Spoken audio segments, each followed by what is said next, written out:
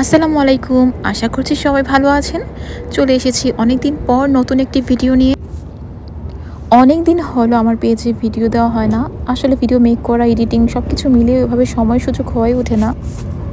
তো কিছুদিন আগে আমরা স্কটল্যান্ড গিয়েছিলাম। তো সেখানে বেশ কিছু সুন্দর সুন্দর ক্লিপ নিয়েছিলাম, ভিডিও ক্লিপ। তো ভাবলাম আপনাদের সবার সাথে শেয়ার করি।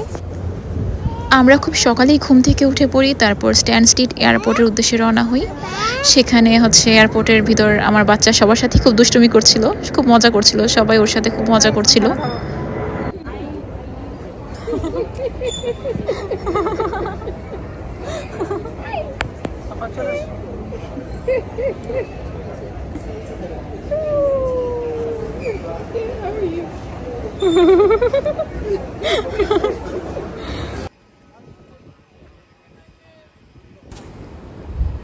প্লেনে ওঠার আগে আমাদের বেবি স্ট্রলারটি দিয়ে দিতে হবে স্টাফদের কাছে। সেটি ওরা প্লেনে কার্গোতে রাখবে।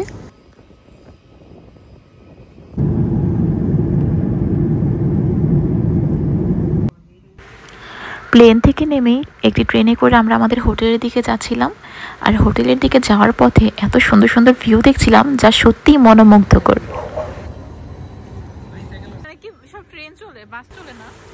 স্কটল্যান্ডের কিছু হেরিটেজ রেলওয়ে আছে, এগুলো নর্মাল হাইওয়ে বা রাস্তার মাঝ দিয়ে চলে। আর রাস্তার মাঝ দিয়ে এরকম ট্রেন চলা দেখে তো আমার কাছে বেশ চমৎকার লেগেছে।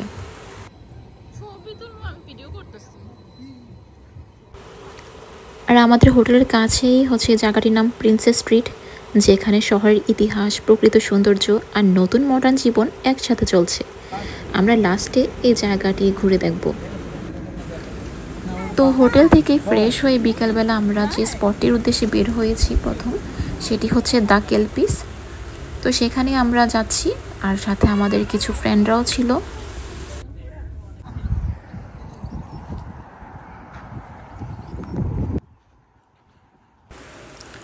চলে এলাম আমরা দ্য কেলপিস। মূলত বিশাল বিশাল বড় দুটি ঘোড়ার মাথার ইউনিক স্ট্যাচু এখানে রয়েছে। স্কটিশ লোকদের কাছে কেলপি হলো এক রকমের পানিভূত, একটা সাপেক্ষের ঘোড়ার মতো যে নদী বা জলে বাস করে। সেই গল্পের প্রেরণায় তৈরি হয়েছে এই স্ট্যাচু দুইটি। চারিদিকে পাহাড়, লেক, তারপর এত সুন্দর সূর্যাস্ত দেখতে দেখতে আমরা কেলপি থেকে বিদায় নিলাম। তারপরের দিন আমরা আরও দুটি স্পটে ঘুরতে যাব।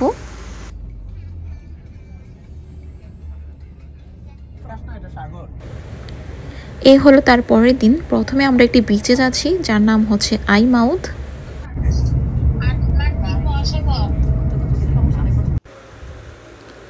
ট্রেনের জন্য আমরা ওয়েট করছিলাম। ট্রেন থেকে নেমেই আবার বাসে উঠেছি। আর বাসে যাওয়ার সময় এত সুন্দর সুন্দর ভিউ দেখছিলাম, মনে হচ্ছিল সারাক্ষণই ভিডিও করি। আমরা প্রায় পৌঁছে গিয়েছি, আর যাওয়ার সময় এই জায়গাটিও আমার কাছে বেশ ভালো লেগেছে। এই হলো আইমাউথ বিচ, খুবই শান্ত পরিবেশ আর নিরিবিলি। এখানে আমরা কিছুক্ষণ বসে ছবি তুললাম। তারপর আমরা ওই যে পাহাড়টা দেখা যাচ্ছে ওটার উপরে যাব।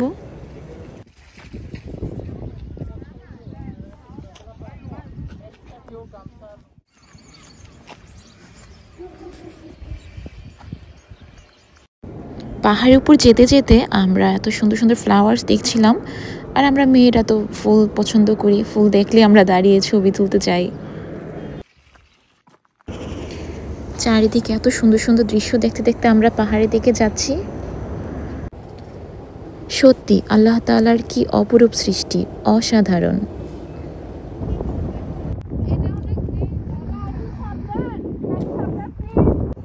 যে আগের দিনে যুদ্ধের সময় শত্রুপক্ষ আসলে এখান থেকে বোম মার।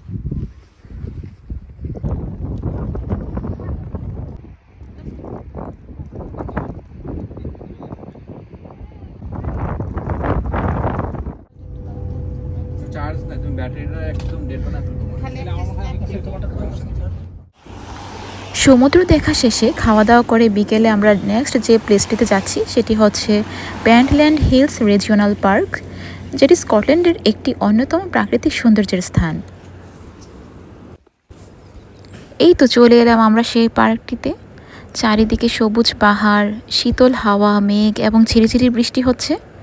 আর এই সব কিছু মিলে প্রকৃতিপ্রেমীদের কাছে যে মনে হবে যেন এক স্বর্গভূমি। এই ঝিরিঝিরি বৃষ্টি হলো আর মুহূর্তেই একদম ওয়েদার চেঞ্জ, খুবই সুন্দর ঝলমলে রোদ উঠেছে। স্কটল্যান্ডে প্রায় সারা বছরই বৃষ্টি আর প্রচণ্ড বাতাস হয়, আর এরকম পাহাড় লেক সাইডগুলোর এরিয়াতে বৃষ্টির পর খুব সুন্দর রংধনু দেখা যায় প্রায় সময়, তখন আরও বেশি চমৎকার লাগে। আমরা অনেক দূর হেঁটে গিয়েছি জাস্ট এই লেকটা দেখার জন্য, আর দেখার পর তো নিজেকে সার্থক মনে হয়েছে।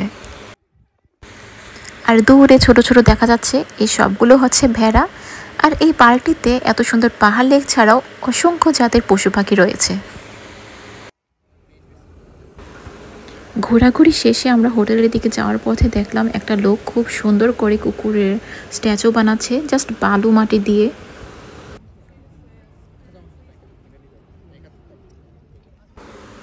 এই হলো তার পরের দিন, আর ওই দিন হচ্ছে আমাদের স্কটল্যান্ডের লাস্ট ডে।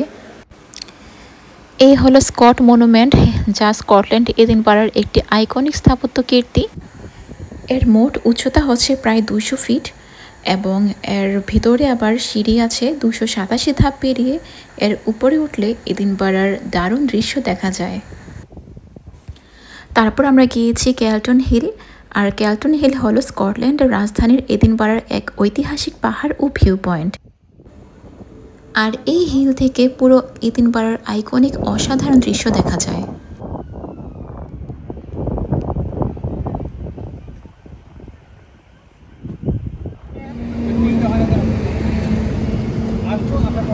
সবাইটা হাই দাও, হাই হাই।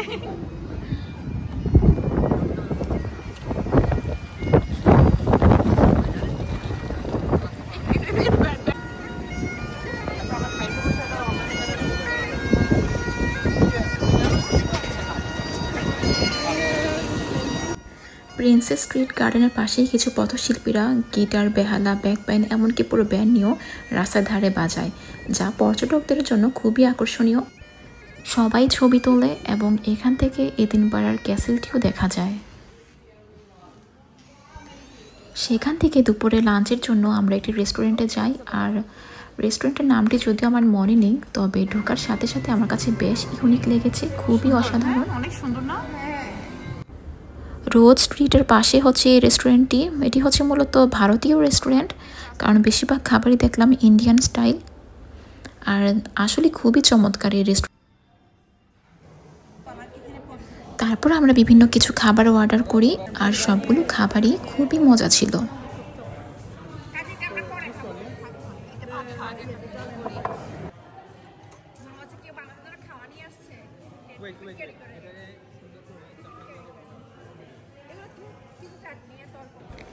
আমরা যখন প্রথম রেস্টুরেন্টে ঢুকলাম কোনো মানুষ ছিল না, বাট কিছুক্ষণের মধ্যেই একেবারেই ফুল।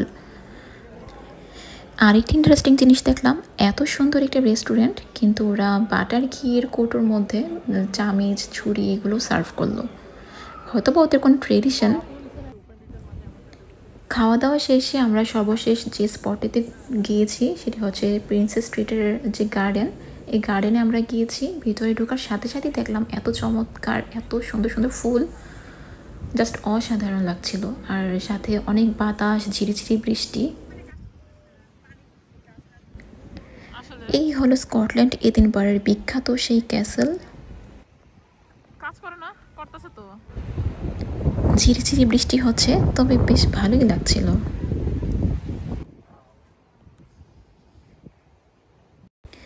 আর এই ক্যাসেলটি নিয়ে যদি আমি বলি, এটি বসানো হয়েছে এক বিশাল আগ্নেয়গিরির শীর্ষে, যেখান থেকে পুরো শহরকেই পাখির চোখে দেখা যায়। আমরা সময়ের জন্য আসলে এর উপরে যেতে পারিনি। আর এই ক্যাসেলের ভিতর অনেক পুরনো স্থাপনা রয়েছে। স্কটল্যান্ড এডিনবারা গেলে আর এই ক্যাসেল ভ্রমণ না করলে ট্যুর একদম অসম্পূর্ণ থেকে যাবে। এইখানের বাতাস এক কথায় মারাত্মক, এত বাতাস যা আমি আগে কখনোই ফিল করিনি।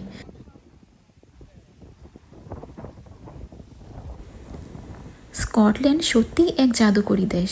পাহাড়, পর্বত, সমুদ্র, ক্যাসেল আর ইতিহাস সবকিছু মিলিয়ে যেন এক জীবন্ত রূপকথা।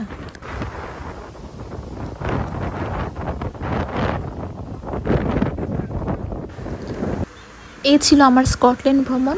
আশা করছি আপনাদের কাছেও ভালো লেগেছে।